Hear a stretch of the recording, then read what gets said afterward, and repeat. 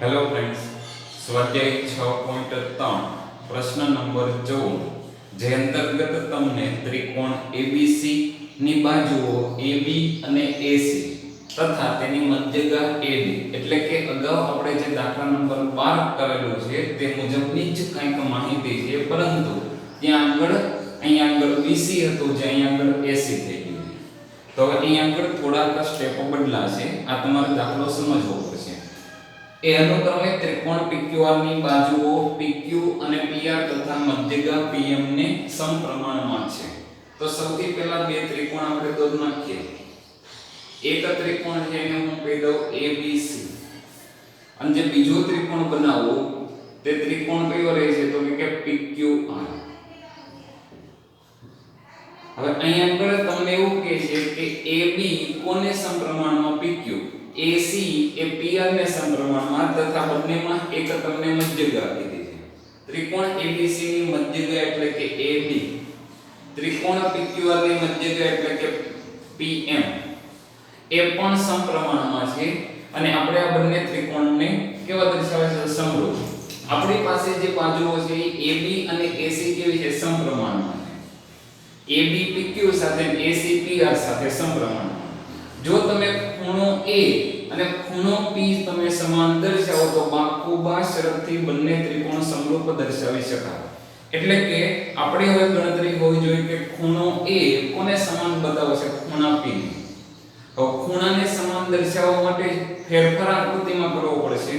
એ સાબિત કરવા માટે આપણે શું કરીએ તો કે AD જે મધ્યગા છે તેની AD ની લંબાવેલી બાજુ ઉપર આપણે એક લઈ લઈએ અને લંબાવેલી બાજુ ઉપર E બિંદુ આપણે એવું પસંદ કરીએ કે AD અને DE બંને સમાન થાય.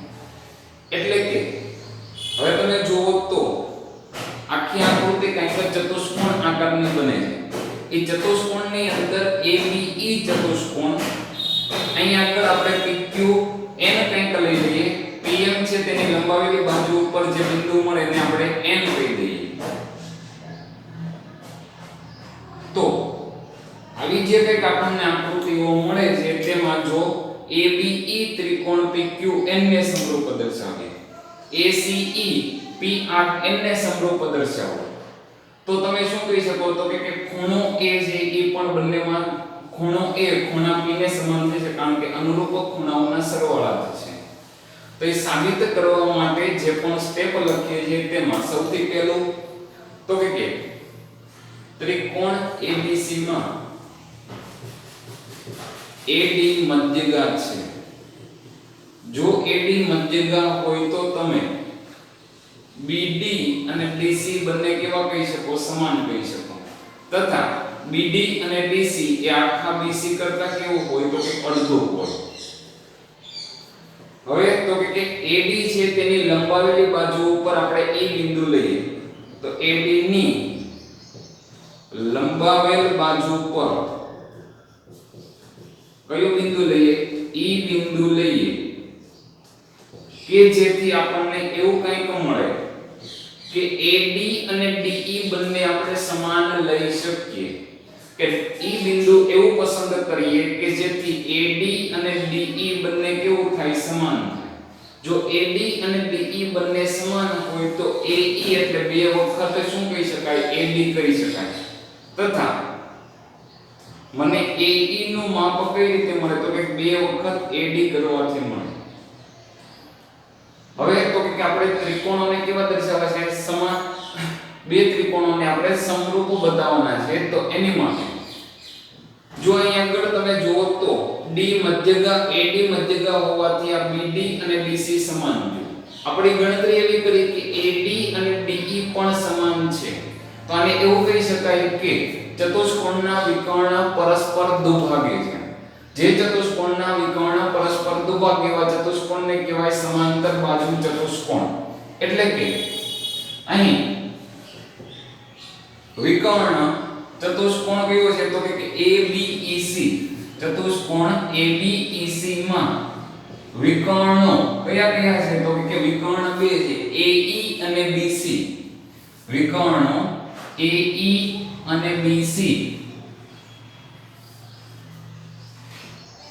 પરસ્પર દુભાગે છે અને જો એ દુભાગતા હોય તો ચતુષ્કોણ ABEC એ સમાંતર બાજુ ચતુષ્કોણ છે। એ સમાંતર બાજુ ચતુષ્કોણ હોય તો સામસામેની બાજુઓને આપણે સમાન દર્શાવી શકીએ। એટલે કે AC બરાબર તમે શું દર્શાવી શકો તો કે AC બરાબર તમે BE દર્શાવી શકો। AC બરાબર શું થાય BE થાય। હવે આ એક માહિતી આપણને મળી ગઈ। પરિણામ નંબર અહીં આગળ આપણે 1 લખી દઈએ। હવે તો કે આગળ વધીએ તો હવે ત્રિકોણ PQR માં પણ આવી જ ગણતરી કરવી પડશે। ત્રિકોણ PQR માં પણ શું રહેલું છે તો કે ત્રિકોણ PQR માં PM મધ્યગા છે। જો PM મધ્યગા હોય તો તમે એવું કહી શકો QM અને MR બંને સમાન છે। તો QM બરાબર MR જો એ બંને સમાન હોય તો આખી બાજુ કરતા કેવા હોય અડધા એટલે કે QR ના અડધા। તથા આપણે એવું લઈએ કે PM ની લંબાવેલી બાજુ પર n મળે। PM ની લંબાવેલ બાજુ પર બિંદુ n લઈએ કે જેથી શું મળે તો કે PM અને MN સમાન થાય। તો PM બરાબર શું લખી શકાય MN। જો PM અને MN બંને સમાન થતા હોય તો એવું પણ કહી શકાય કે આખું PM એ બે વખત PM જેટલું હોય। હવે તો કે ચતુષ્કોણ એક મળે છે PQNR। ચતુષ્કોણ કયો છે PQNR ના વિકર્ણ ફરીથી તમે જુઓ તો શું થાય વિકર્ણ પરસ્પર દુભાગે છે। વિકર્ણ પરસ્પર દુભાગે તો અર્થ થાય કે ચતુષ્કોણ PQNR સબાચર છે એટલે કે સમાંતર બાજુ ચતુષ્કોણ છે। જો એ સમાંતર બાજુ ચતુષ્કોણ હોય તો આપણે એવું લખી શકીએ કે સામસામેની બાજુઓ સમાન થાય એટલે કે QN અને PR બંને સમાન જ લખી શકાય। હવે આપણે ત્રિકોણ દર્શાવવો છે ABE। ત્રિકોણ કયો દર્શાવવો છે ABE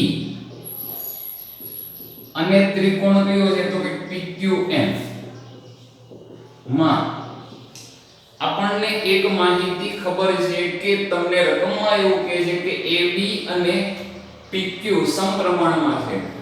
તો AB/PQ કોને સમપ્રમાણમાં છે એવું કહે છે તો કે રકમમાં એવું કીધું કે AC અને PR સાથે સમપ્રમાણમાં થાય। તો બરાબર કરી AC ના છેદમાં શું લખી નાખીએ તો કે PR। હજી આની બરાબરમાં તો કે મધ્યગા એટલે કે AD એટલે કે આપણી પાસે જે માહિતી છે તેમાં જોઈએ તો AD/ તમે શું લખી શકો તો કે PM લખી શકો। આ જે ત્રિકોણ હતો એ કયા ત્રિકોણની વાત હતી તો કે ABC અને PQR। ABC અને ત્રિકોણ PQR માં આપણી પાસે આ માહિતી છે।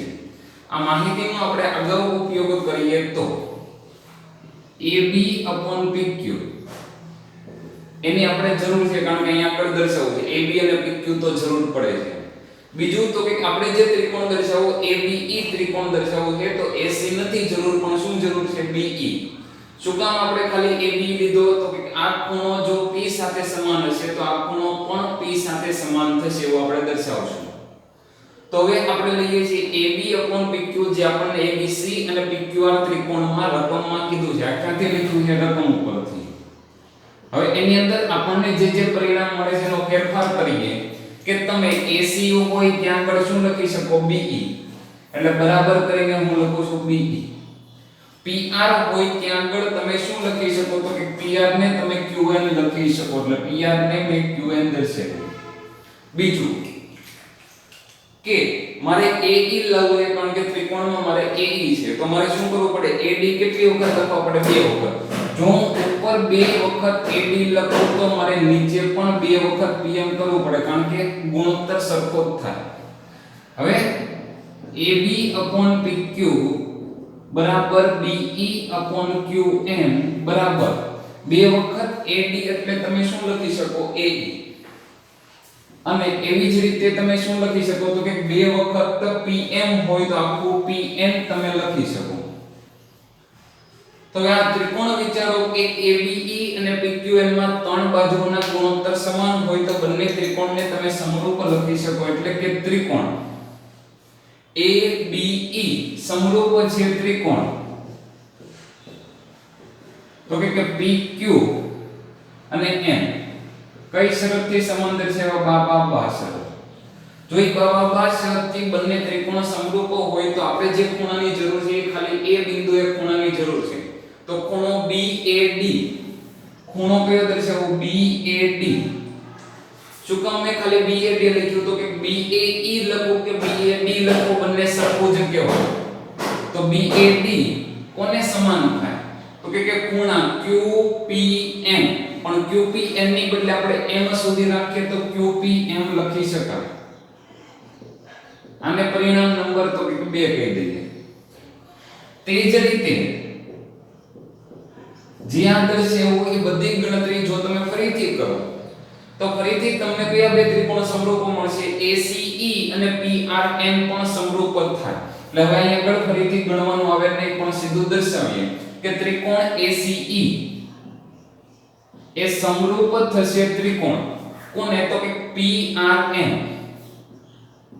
જો એ PRN ને સમરૂપ હોય તો તમે ફરીથી લખી શકો CAE પણ CAE એટલે તે CAD લખી શકાય એટલે કે ખૂણો CAD બરાબર ખૂણો RPN અથવા RPM કારણ કે આપણે M સુધી રાખીએ તો RPM અને પરિણામ નંબર 3 કહી દો પરિણામ 2 અને પરિણામ 3 છે એનો તમે સરવાળો કરો પરિણામ 2 અને પરિણામ 3 નો સરવાળો કરતા એવું અહીં આગળ તમારે લખવાનું પરિણામ 2 અને 3 નો સરવાળો કરતા જો એ 2 અને 3 નો સરવાળો કરો તો ખૂણો BAD તમને ખૂણો CAD મળશે ડાબી બાજુનો સરવાળો ડાબી બાજુ જમણી બાજુનો સરવાળો જમણી બાજુ એટલે કે QPM ખૂણો RPM હવે તમે વિચારો કે BAD અને CAD એટલે કે ખૂણો BAC લખી શકાય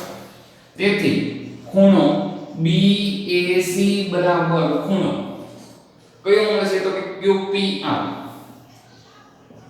પરિણામ નંબર 4 કહી દો હવે તો કે હવે તમારે માહિતી લખવાની છે હું અહીં આગળ લખતો નથી તમને જણાવું હવે ત્રિકોણ ABC અને ત્રિકોણ PQR માં AB/PQ બરાબર AC/PR રકમમાં આપેલ છે તથા પરિણામ 4 ખૂણો BAC બરાબર ખૂણો QPR BAC એટલે A બિંદુએ બનતો ખૂણો QPR એટલે કે P બિંદુએ બનતો ખૂણો બંને કેવા છે સમાન છે તેથી ત્રિકોણ ABC સમરૂપ ત્રિકોણ PQR લખી શકાય કઈ શરતે લખ્યું બાજુ ખૂણો અને બાજુ એટલે કે બાજુ શરત એવું તમે લખશો તો જય હિન્દ જય ભારત